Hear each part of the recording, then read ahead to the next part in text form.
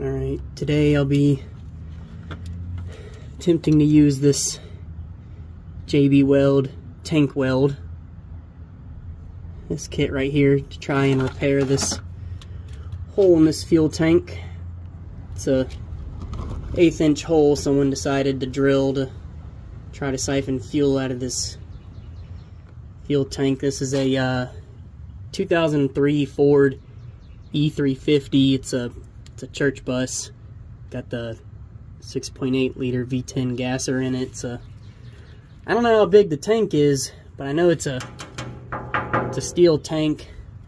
Of course, you see it's a little old, it's a little rusted, but we're gonna try to patch it, see if we can plug that hole, just so you can kind of see a little better size of the hole. It's what is that, about 1/8 inch, maybe a little over, but the kit says it's good for up to a 1/4 inch hole, so we'll try it out. Alright, first step, it actually states step 1 to prepare, remove all dirt, grease, fuel, debris, or loose contaminants from area to be repaired, roughen smooth surfaces. So we are going to roughen it up with this, I guess it's emery cloth. It's, you know, some P320 kind of emery cloth, really, just to, not super rough, just to kind of roughen up the edges a little bit so the product can stick to the steel a little better. I'm going to use this cloth to kind of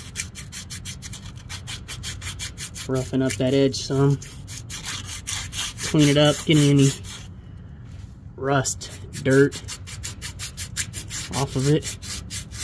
Thankfully it's on this curved edge, so I can kind of, you know, go back and forth like I'm doing right now.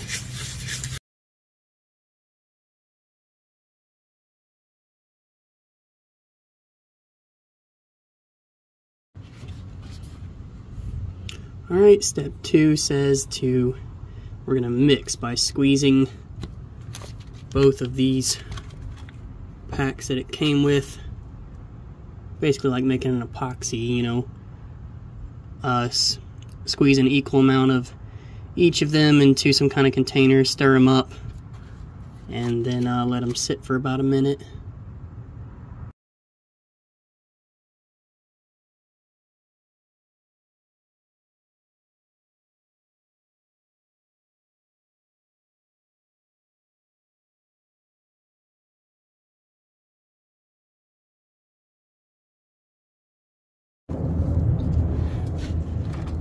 Y'all can see I'm kinda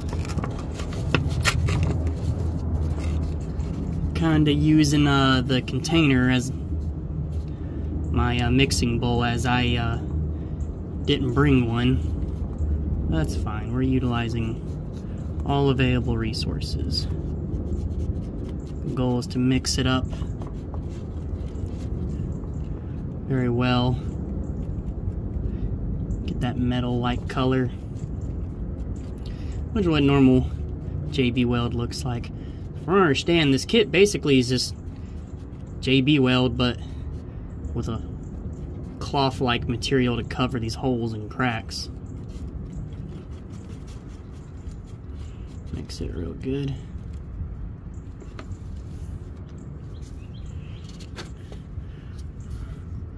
Alright, the next step is to apply. We're going to cut the pouch and apply half the epoxy over the damaged area with the included applicator. Cut the fiberglass place over the first layer of epoxy. Use remaining epoxy to cover the cloth and edges as needed. So we've kind of pre-cut the cloth to the size we need here.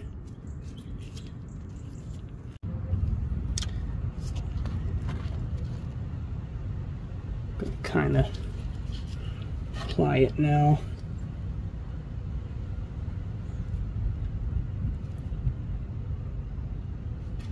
Gonna apply a little bit to the area that needs to be repaired.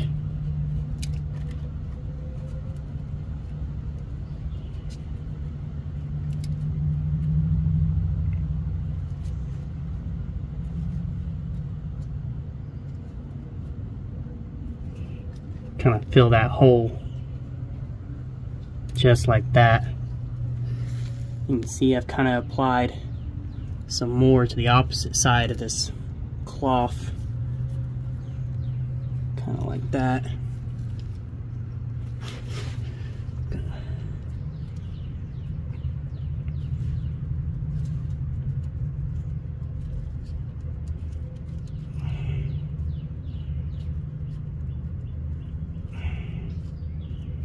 Just kind of apply it on there like that. And we're going to use the remainder of this, kind of spread on there. You know, I realize this stuff when mixed together is a little warm. Guess that's just the active ingredient stuff, whatever. Kind of doing its job. Also important to wear gloves when using this. Don't like getting hazmat on my hands. I know someone out there is gonna call me whatever for using gloves with hazardous products, but you know, if you work in the mechanic field, you work with hazardous products every day. And so, you know, 1 time, 2 times, 10 times, it's probably fine. But when you get it on your hands every day, you know, it starts adding up. It's kind of like I don't know what you call them, a radiologist or the guy at the hospital takes your x-rays. You know, the reason why they go into another room when they take the x-rays. You taking the x-ray, you're fine, but when he takes 25 x-rays a day, you know, he's exposed to a minuscule amount of radiation every time, and it starts adding up, and over the decades it can become cancerous. Well, it's the same way with getting oil, you know, gas, whatever on your hands. It's probably fine if you do it once a year, once a month, but you do it all day, every day, you know, it's gonna start adding up. I'm trying to cover up all these edge pieces.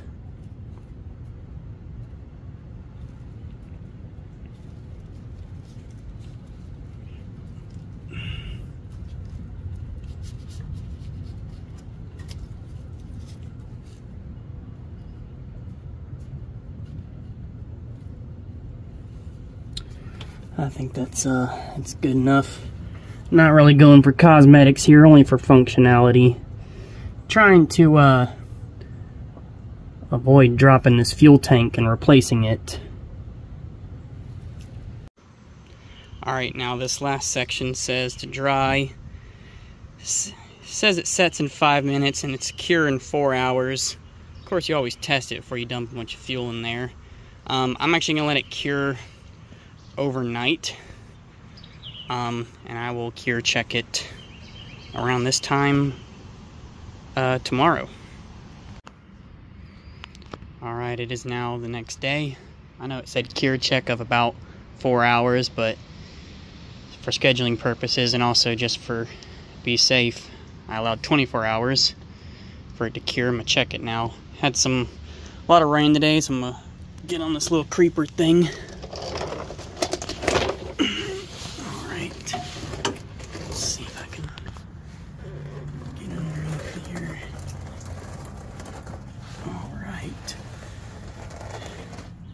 Looks pretty solid. Feels almost a little pasty, but nonetheless pretty solid. I'm not too familiar with JB Weld, so I'm not sure entirely what it's supposed to feel like, but it at least looks stiff. It feels like it's hardened and cured, so we're gonna pour in a little bit of gas and see if it holds.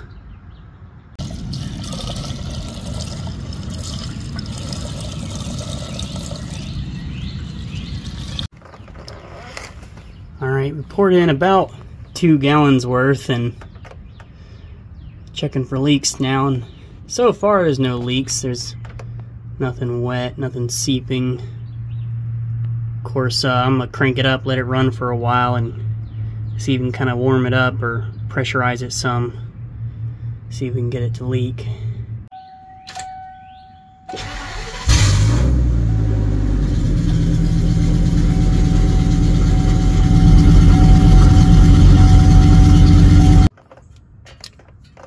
while I let it idle for, goodness, probably about 20-25 minutes.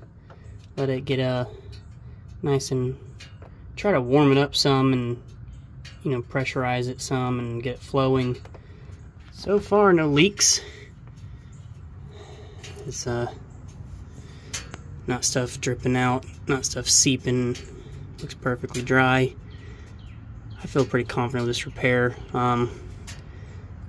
If there's any issues in the future, I guess I'll try to update y'all and just tell you how many miles I put on this thing and see if it's still holding up. Until then, thank you for watching.